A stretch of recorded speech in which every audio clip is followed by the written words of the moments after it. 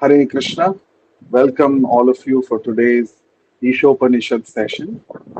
Let us begin with prayers. Nama Om Vishnu Padaya Krishna Presthaya Bhutale Srimate Bhakti Vedanta Swamin Niti Namine Namaste Saraswate Deve Gauravani Pracharine निर्विशेष शून्यवादी पाश्चात्य देशतारिणे जय श्री कृष्ण चैतन्य प्रभु नित्यानंद श्री अद्वैत गदाधर श्रीवासादि गौर भक्त वृंदा हरे Krishna Krishna Krishna Hare Hare Hare Ram Ram Ram Hare Hare. Reading from the book Sri Ishopanishad by His Divine Grace Vishwaguru Abhay Charanaravinda Bhakti Vedanta Swami Srila Prabhupada. Mantra 6. Yastu sarvani bhutani atmanyevānupashyati sarva bhuteshu chatmanam tato na vijugupsate. Translation and purport by Vishwaguru Srila Prabhupada. Translation. He who sees everything in relation to the Supreme Lord, who sees all living entities as his parts and parcels, and who sees the Supreme Lord within everything, never hates anything or any being. Purport by Srila Prabhupada. We will read the purport from where we left off in the previous session.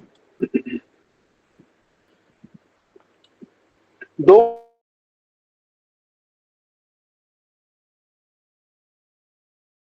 Lord himself is omnipresent and omnipotent,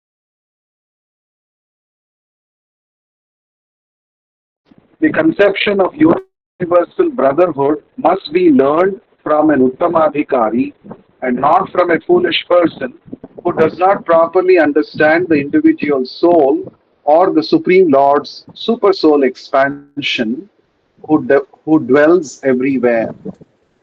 It is clearly mentioned in this sixth mantra that one should observe or systematically see. This means that one must follow the previous acharya, the perfected teacher. Anupashyati is the exact Sanskrit word used in this connection. Anu means to follow and pashyati means to observe. Thus, the word anupashyati means that one should not see things as he does with the naked eye, but should follow the previous acharyas. Due to material defects, the naked eye cannot see anything properly. One cannot see properly unless one has heard from a superior source, and the highest source is the Vedic wisdom, which is spoken by the Lord Himself. Vedic truths are coming in disciplic succession from the Lord to Brahma, from Brahma to Narada, from Narada to Vyasa, and from Vyasa to many of his disciples. Formerly, there was no need to record the messages of the Vedas because people in earlier ages were more intelligent and had sharper memories. They could follow the instructions simply by hearing once from the mouth of a bona fide spiritual master. At present, there are many commentaries on the revealed scriptures, but most of them are not in the line of disciplic succession coming from Srila Vyasadeva, who originally compiled the Vedic wisdom. The final, most perfect and sublime work by Srila Vyasadeva is Srimad Bhagavatam, which is the natural commentary on the Vedanta Sutra. There is also the Bhagavad Gita, which was spoken by the Lord Himself and recorded by Vyasadeva. These are the most important revealed scriptures, and any commentary that contradicts the principles of the Bhagavad Gita or Srimad Bhagavatam is unauthorized.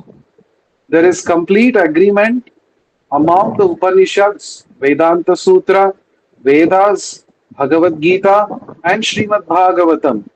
And no one should try to reach any conclusion about the Vedas without receiving instructions from members of Vyasadeva's disciplic succession who believe in the personality of Godhead and his diverse energies as they are explained in Sri Ishopanishad.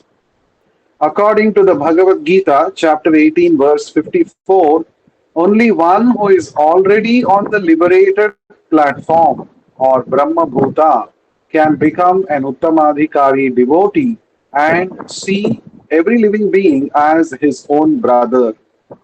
This vision cannot be had by politicians who are always after some material gain.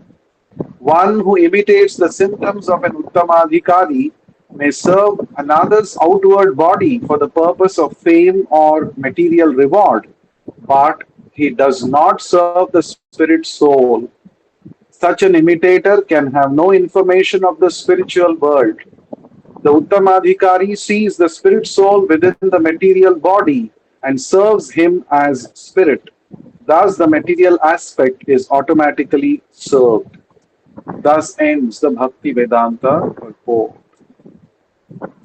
From the last two sessions, we have been discussing Mantra 6 of Ishopanishad, which says, Yastu Sarvani Bhutani Atmanyevanu Pashyati Sarva Bhuteshu Chatmanam Tatona Vijugupsate.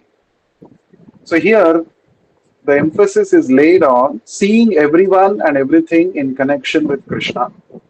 When we develop this vision of seeing everyone as part and parcel of Krishna, then we do not develop any feelings of hatred towards any living entity. So, Ishopanishad is actually teaching us the sutras for a perfect living in this material world. So, how to treat the fellow living entities? We have to treat the fellow living entities as parts and parcels of Krishna. Just like we think that we have a right to live, all the living entities, not only human beings, even animals, birds, and all species of life, they have a right to live because all of them are parts and parcels of Krishna. They're all sons of Krishna.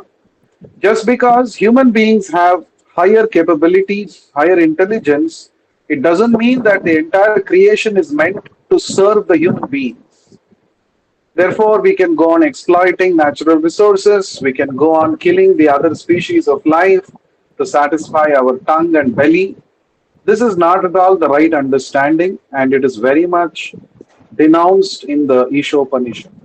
So Ishopanishad says, first of all, the entire creation doesn't exist for the sake of human beings. In fact, the entire creation, including human beings, exists to serve the Supreme Lord.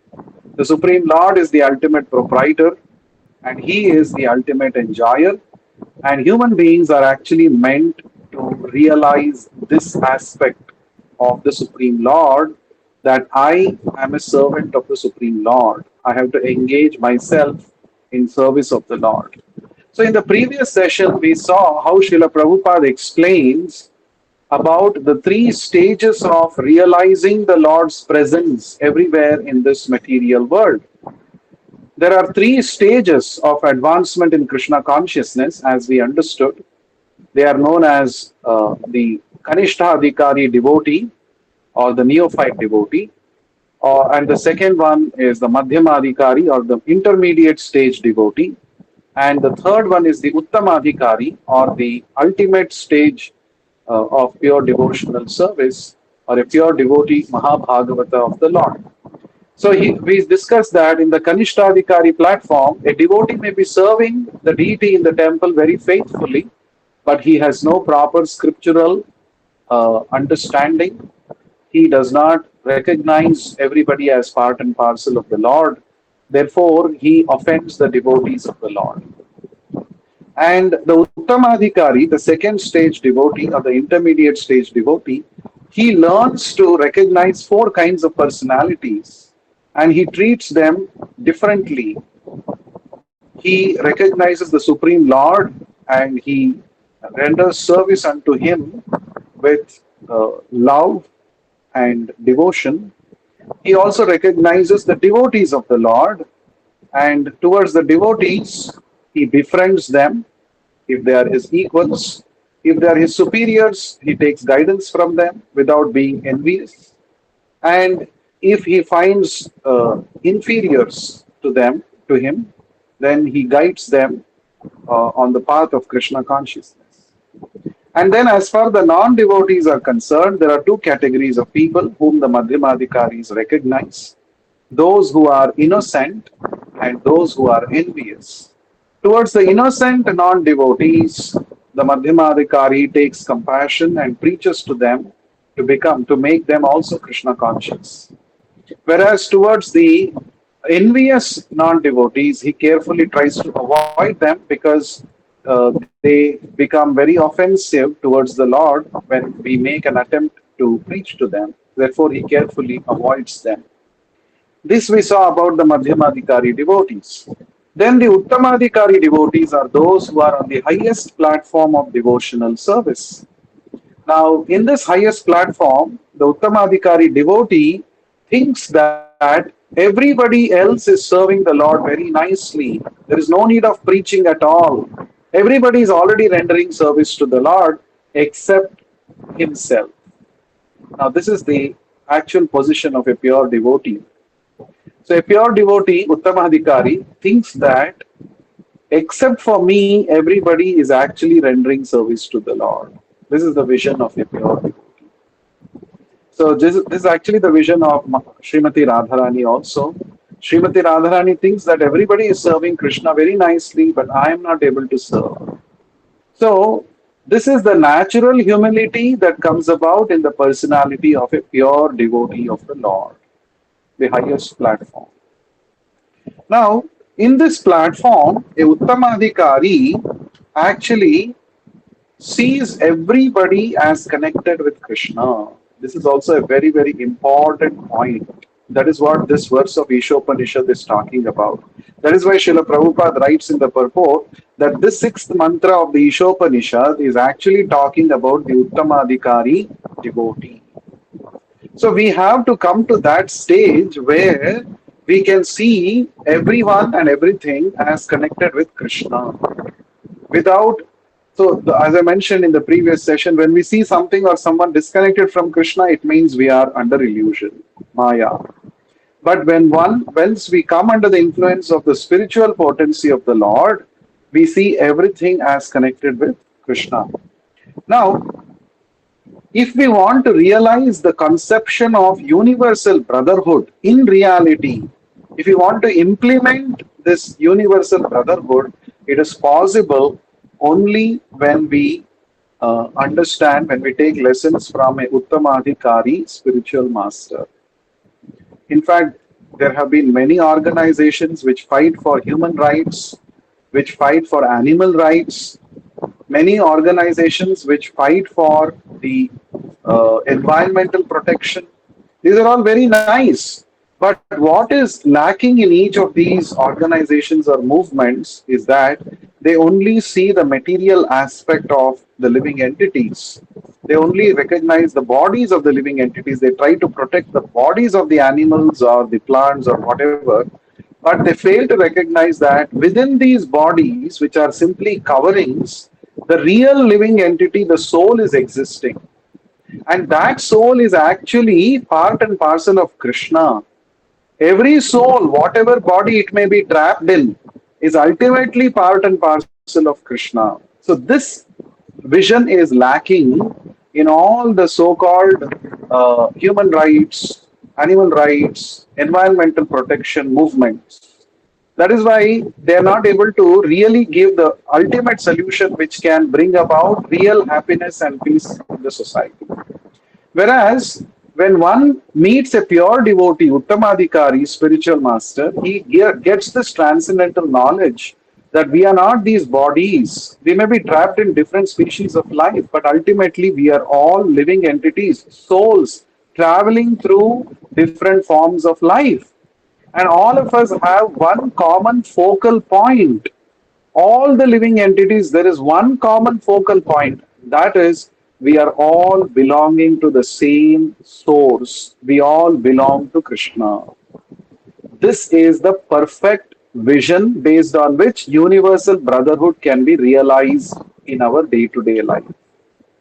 It is this point that great thinkers, great scientists, philosophers have missed out, because of which the so-called civil rights movements, human rights movement, they don't actually cater to the real problems. So this Ishopanishad is giving us this perfect solution. We all hanker for peace in the society. We all want to have universal brotherhood. That is possible only when we understand that we are the Jivatma and we are all Amshas of the Paramatma, the Supreme Lord. And the Paramatma dwells in everyone's heart. Now, this is very nicely summarized by Lord Krishna in the fifth chapter of the Bhagavad Gita, where he says, Panditaha Samadarshinaha. A real Pandita, a real learned person, he is Samadarshi. He has an equal vision. He sees everybody not through their external bodily dresses. He actually sees that the same Paramatma is seated in everyone's heart. Whether it is a dog, whether it is a cow, whether it is a learned Brahmana, whether it is an outcast, or whether whatever it may be. Externally, the bodies may be different, but inside each of these bodies, the same Amsha of the Supreme Lord is sitting and the same Paramatma is seated. So, equality is possible only when one comes to this spiritual realization. Panditaha Samadarshinaha. Now, another important point that Srila Prabhupada explains here towards the end of this purport is about Anupashyati. There is a word used in this mantra, sixth mantra of Ishopanishad, which is Anupashyati. Pashyati means to observe, and Anu means to follow. Anupashyati means to observe in line with the disciplic succession. This is very important. To observe systematically with proper knowledge which is coming in the parampara system. That is the meaning of the word Anupashyati. Pashyati means seeing. All of us are seeing. But are all of us seeing through the standard knowledge which Krishna is disseminating through the parampara system? That is the question. Krishna explains in the fourth chapter of the Bhagavad Gita, Evam parampara praptam imam rajarshayo viduhu. So, Krishna, when he came to this material world, he took the trouble of re-establishing the parampara by giving this knowledge of Bhagavad Gita to Arjuna, because the previous disciplic succession was broken. The Rajarshi parampara through which the sun god was instructed by the Lord himself, that knowledge was broken, that parampara was broken, and therefore the Lord again spoke the knowledge of Bhagavad Gita to Arjuna. Now, there the emphasis is, why is the Lord speaking again? Why it is so important, this knowledge of Bhagavad Gita, that he has to come back again and speak? That's because within the knowledge of Bhagavad Gita contains the conclusions of the Vedic scriptures, which help us to systematically observe everything in connection with Krishna. Now, this is called Yoga Shastra. That is why Bhagavad Gita is called Yoga Shastra. Shastra means the scripture. Yoga means the science of one's relationship with the Supreme Lord. That is yoga.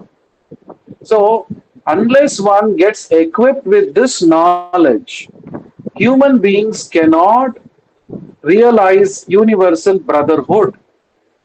That is why Krishna spoke this knowledge of Bhagavad Gita. So many times people think Bhagavad Gita is simply some religious book. Only for those who are 60 plus people who are who are retired from their active life, who have got nothing better to do. That time they have to think about God, about liberation, salvation. That's why they have to read Bhagavad Gita. This is a general conception. But actually, no. Bhagavad Gita principles are meant for people who want to achieve universal brotherhood. who want to attain peace in the society. Even in this material world, if one wants to live peacefully, one has to adopt the principles given in the Bhagavad Gita, and especially this principle given in the Ishopanishad, Isha Vasya principle, as we have been discussing from Mantra 1. The same Ishavasya principle that is explained in Mantra 1 is actually explained again and again in various mantras in the Ishopanishad. That's why the entire book is called Ishopanishad. It is teaching us how to see everything in connection with the Ishvara, with the Supreme Lord. That is the perfect vision. So that is Anupashyati. It is not simply about seeing things from the naked eyes, but we have to follow in the footsteps of the great acharyas. Now, this is what Mahabharata also says. Mahajano yena gatassa panthaha.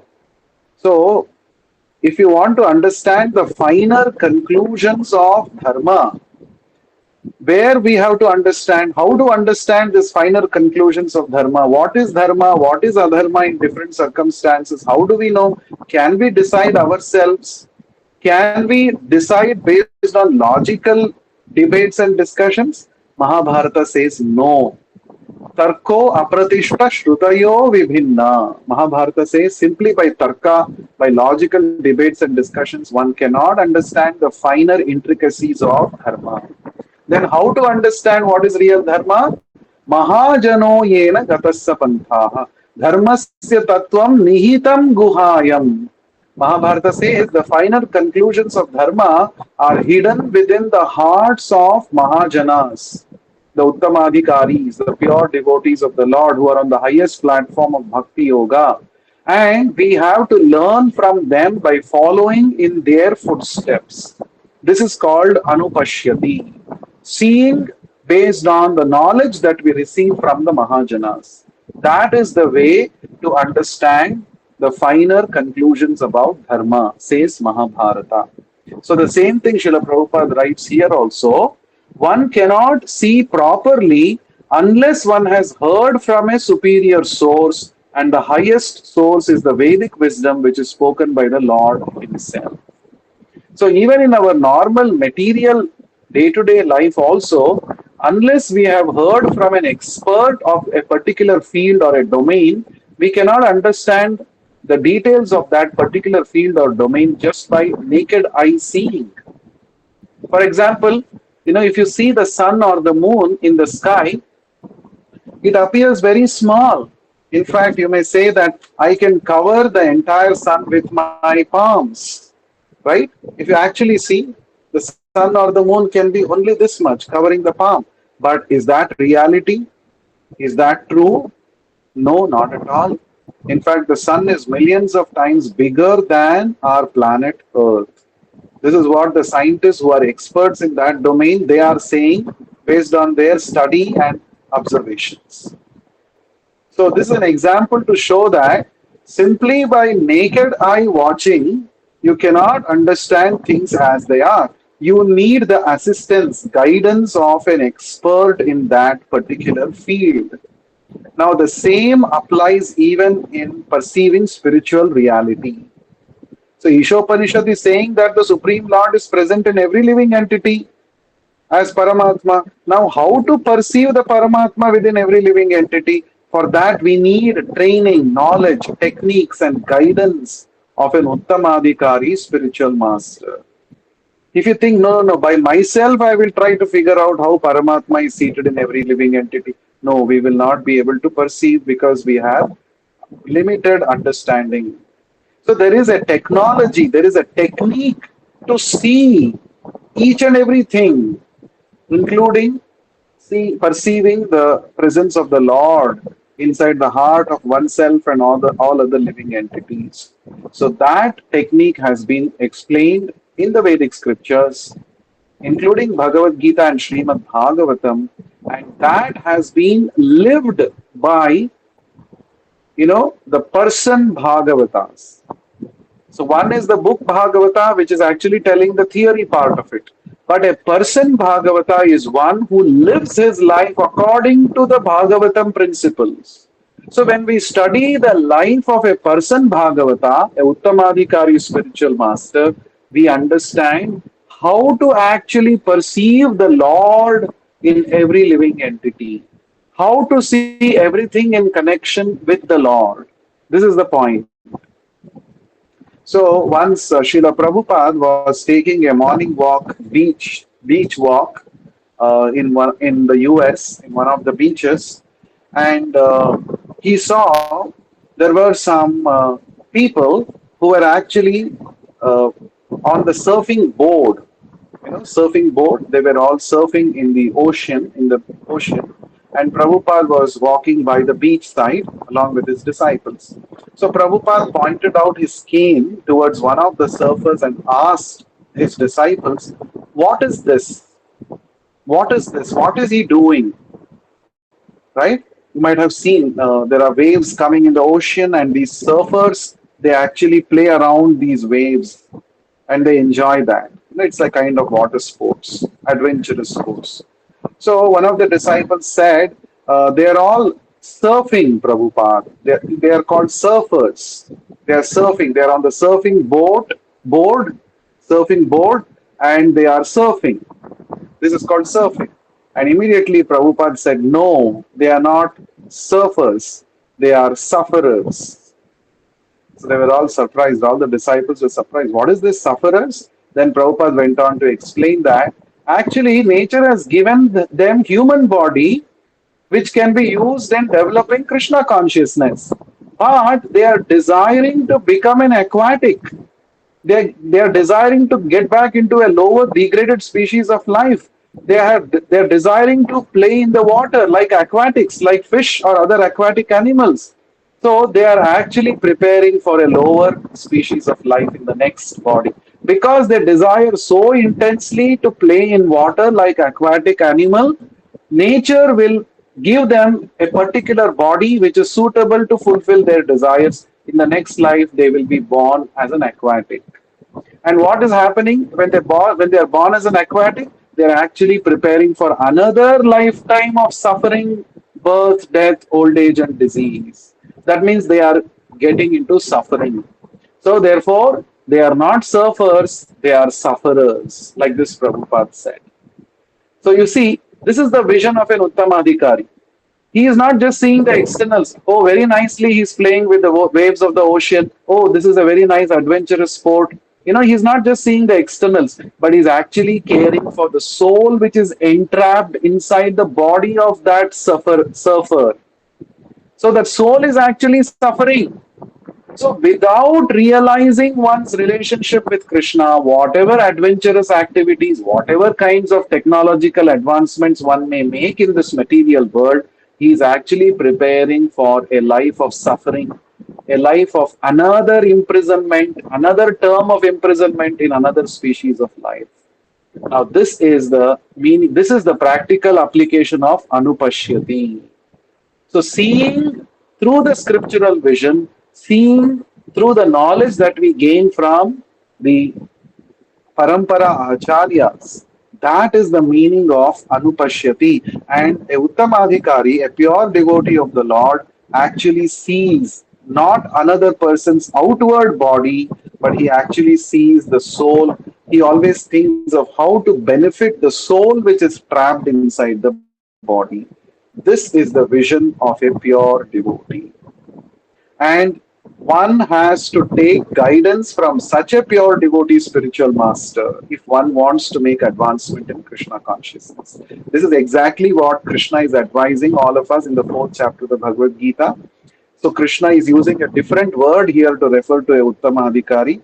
He says, Tadvidhi pranipatena pariprashnena sevaya upadekshyanti te jnanam jnaninas tattvadarshinaha.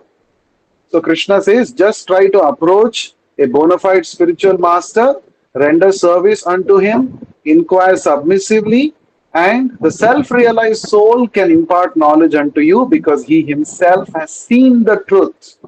Tattva darshinaha. Tattva darshinaha means he has seen the truth, he has realized the truth. So that Tattva darshinaha is same as Uttamadhikari because he is Anupashyati. He is actually seeing the reality in this world based on the standard conclusions of the bona fide parampara system. So This mantra 6 is talking about the vision of a pure devotee, vision of Uttamadhikari devotee, and one when one is very fortunate, he comes in touch with such a pure devotee, spiritual master. This is Lord Chaitanya's words. He says, Brahmanda Brahmite Kono Bhagyavan Jiva Guru Krishna Prasade Pai Bhakti Lata Bija. Among millions of wandering entities in this material world, one who receives the mercy of Guru and Krishna, he actually comes in touch with a pure devotee, spiritual master, takes guidance, takes shelter of such a pure devotee, spiritual master, and such a soul is actually the most fortunate in this material world. So we are all extremely fortunate because we have indeed come in touch with such a pure devotee spiritual master, Uttamadhikari, who is Tattvadarshinaha, and that is our beloved spiritual master, Srila Prabhupada. So Prabhupada said, I am present in my books. You can take association from me, and I am. If you read my books, in fact, Prabhupada said, anyone who has read my books, he is as good as an initiated devotee. He has got initiated by me. Initiation means the beginning of spiritual life. And of course, Prabhupada also laid emphasis on the formal initiation ceremony because that will make the relationship between the spiritual master and the disciple more concrete, more formal. But Prabhupada said, anybody who is reading my books is my disciple.